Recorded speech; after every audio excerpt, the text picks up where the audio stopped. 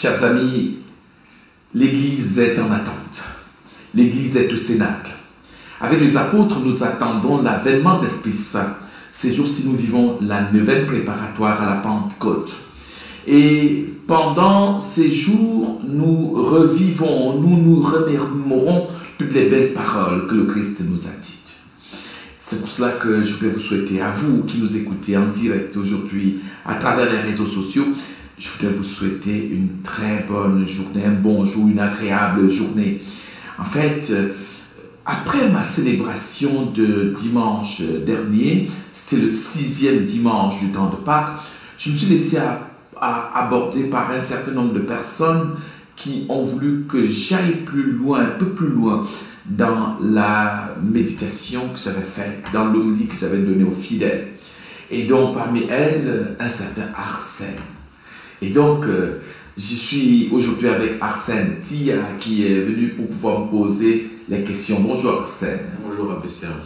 Bah, ça fait un plaisir de t'avoir, surtout que c'est la première fois que tu viens sur ce modeste plateau que nous confectionnons chaque jour avec toujours plus de délicatesse, Jean-Jacques, Sandra et Nicole. Alors, tu voulais que nous puissions reparler du dimanche dernier. Je t'écoute alors. Alors j'ai une question. Oui. Dimanche dernier, durant votre homélie, vous nous avez parlé de l'amour de Dieu. Ça m'a beaucoup touché. Vous nous parlez de l'amour de Dieu qui est toute source d'amour vrai. Ouais. Que voulez-vous dire? En fait, je suis parti dimanche dernier du texte de Saint Jean, le texte qui est proposé pour le 6e dimanche de Pâques. Et le texte commence ainsi. Comme le Père m'a aimé, moi aussi je vous ai aimé. Donc, Jésus commence d'abord par parler de sa relation d'amour entre le Père et lui. Et il prend le comme une conjonction de subordination, conjonction de comparaison, si tu veux. Donc, il veut que nous puissions nous aimer à l'image, il nous a aimés déjà, lui, il nous aime à l'image de l'amour qu'il y a entre le Père et lui. Comme le Père m'a aimé, moi, je vous ai aimé. Ça fait d'abord sourire, ça nous donne une assurance, d'abord savoir que Jésus nous aime. Et il nous aime de l'amour dont il aime son Père. Je dois dire quelque chose de très très beau là-dedans quand même, de savoir que nous sommes ainsi aimés par le Christ. C'est vrai qu'on le sait, on le sent déjà quand on revit le parcours du Christ relaté par les Écritures. Mais ça va plus loin, ce dont Jésus nous parle. Il dit, comme le Père m'a aimé, je vous ai aimé. Demeurez dans mon amour. Tu vois, demeurez dans l'amour du Christ. C'est une parole qui pourrait paraître quelque part, j'allais dire, quelque chose de pas très concret. Mais demeurer dans son amour, c'est quelque chose de très très fort. Il nous invite donc déjà à pouvoir demeurer dans l'amour de quelqu'un. Ça veut dire que finalement être totalement imprégné en soi de l'amour que la personne a envers nous. Et de vivre, parce que cet amour nous fait vivre. Je dois commencer par te dire, tu te rappelles que le dimanche précédent, le dimanche dernier, dans le 5e dimanche de Pâques, le texte nous parlait du sarment et de la vigne. Le Christ disait, je suis la vigne, vous êtes les sarments. Autrement dit, lui, il est l'arbre et nous sommes les branches. Et c'est lui qui nous communique la sève vitale. Il faudrait tout de suite partir de là pour dire que la sève, cette sève vitale que le Seigneur nous donne et grâce à laquelle nous pouvons nous aimer les uns les autres, c'est la sève de son amour qui nous est communiquée par son Esprit Saint. Et pour terminer, je te dis, qui est source de tout amour vrai. Oui, tu fais bien de le dire. Parce que par la suite, dans ce texte, le Christ va nous dire, aimez-vous les uns les autres comme je vous ai aimé. Encore le corps. Donc, nous n'avons pas à aimer n'importe comment. Notre amour n'est plus un amour qui va se faire au gré de nos envies et de ce qui nous satisfait. C'est un amour qui a un modèle. C'est un amour qui a un idéal. Tout amour vrai, pour utiliser le terme vrai que tu as utilisé, doit être calqué sur cet idéal. Voilà ce que le Christ dit. Et c'est quelque chose de très beau et de très fort. Merci. J'ai une deuxième question. Quelle est la différence entre l'amour de Dieu avec un grand A et l'amour qu'il y a entre deux personnes qui s'aiment vraiment beaucoup? Je vois, quand tu parles d'amour, tu souris un peu comme si tu avais déjà quelqu'un avec qui tu parlais très souvent d'amour. Mais en fait, tu as quel âge, Arsène? J'ai 16 ans. 16 ans. Bon, ça fait plaisir de parler à un jeune de 16 ans. Ouais. Donc, je vais dire ceci. Il faut faire cette différence. C'est vrai que Jésus nous demande de demeurer dans son amour. Mais il faut être assez vrai pour pouvoir comprendre que nous ne pourrons jamais vraiment aimer comme le Seigneur nous aime. Mais nous avons à tendre vers cet amour. Parce que l'amour de Dieu est un amour qui est infini. C'est un amour qui n'a pas de limite. C'est un amour qui n'a pas de... C'est l'amour de Dieu. Tu vois, il y a une expression biblique des Écritures qui est formidable. Dieu qui fait tomber sa pluie sur les bons et sur les méchants, sur les justes et sur les injustes. Il fait lever son soleil sur la terre tout entière.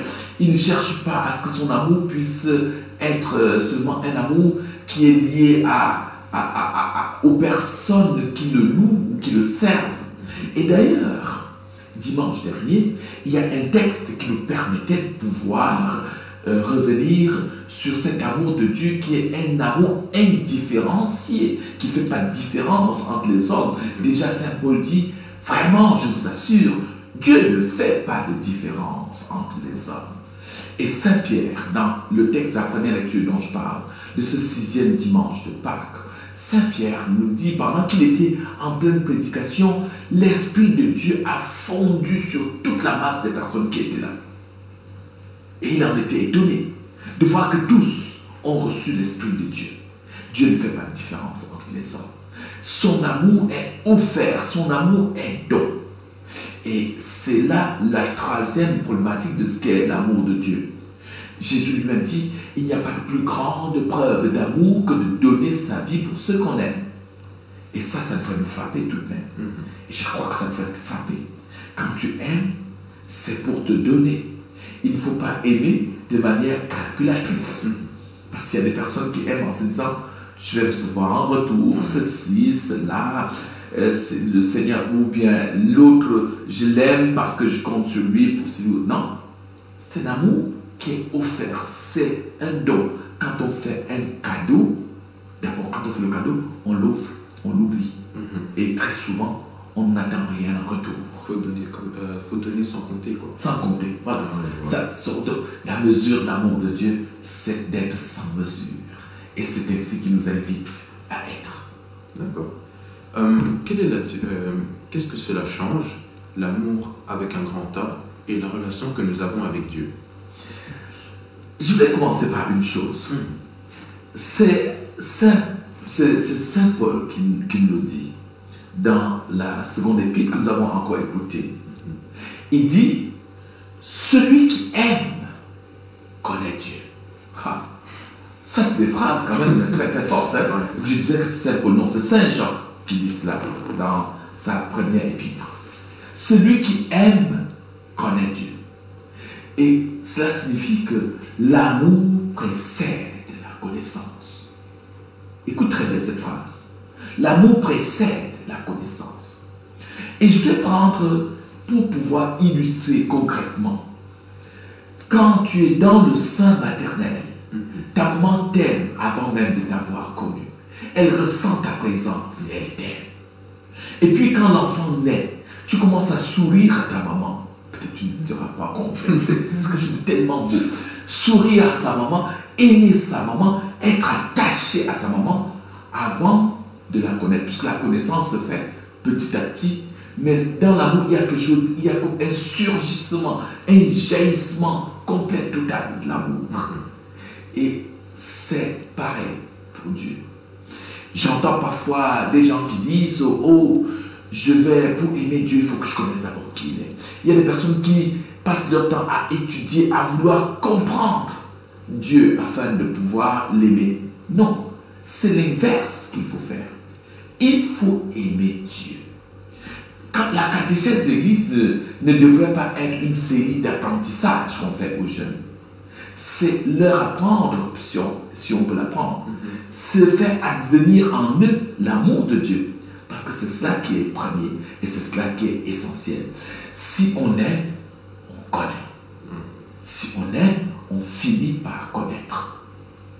De la même façon, je vais parler maintenant, cette fois-ci, des parents. Les parents, très souvent, envoient leurs enfants pour aller faire de la catéchèse ou pour aller à l'église pour apprendre à connaître Dieu. C'est d'abord une mauvaise expression, ou bien elle n'est pas appropriée, pas qu'elle soit mauvaise, mais elle n'est pas appropriée. Ils doivent, eux, apprendre aux enfants, à leurs enfants et à tout enfant, à aimer Dieu. Et l'amour se vit au contact de l'amour. L'amour, on s'entraîne à l'amour, au contact de l'amour. Une personne qui est entourée d'amour aime presque spontanément. Et donc, si les enfants se sentent aimés par leurs parents, s'ils baignent dans un univers qui est un univers doux, pacifique, aimant, alors ils ont comme de manière naturelle ce caractère en eux et ils avancent. Mais s'ils sont dans un autre univers, ça peut être un peu plus compliqué. Je ne voudrais pas y revenir. Donc, l'amour nous fait entrer dans une relation personnelle avec Dieu. L'amour nous fait entrer dans une réelle intimité avec notre Seigneur. D'ailleurs, si je reviens à l'évangile de ce 6e dimanche de Pâques, d'année B, qu'est-ce que Saint Jean nous révèle là? Jésus dit à ses amis, je ne vous appelle plus mes serviteurs, je vous appelle mes amis. Il y a comme une intimité qui se fait, qui se crée. Il y a une relation, une grande connexion qui se fait. Et donc, pour pouvoir terminer, la différence, ce n'est même pas une différence, puisqu'il y a le corps.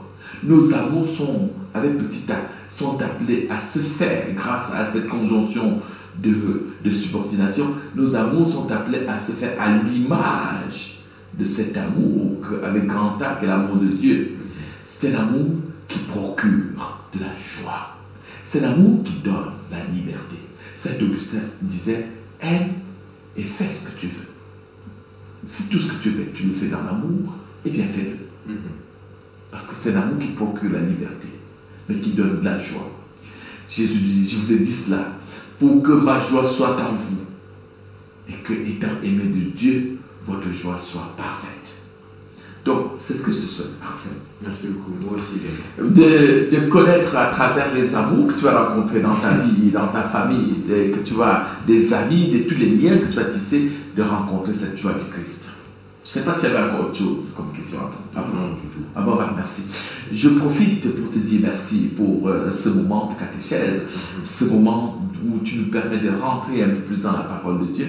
J'en profite pour remercier toutes les personnes qui nous ont suivis, toutes les personnes qui suivent notre catéchèse au quotidien, et pour leur souhaiter, à vous qui m'écoutez, je vous souhaite de passer une bonne neuvaine de la Pentecôte et que le Seigneur vous bénisse richement.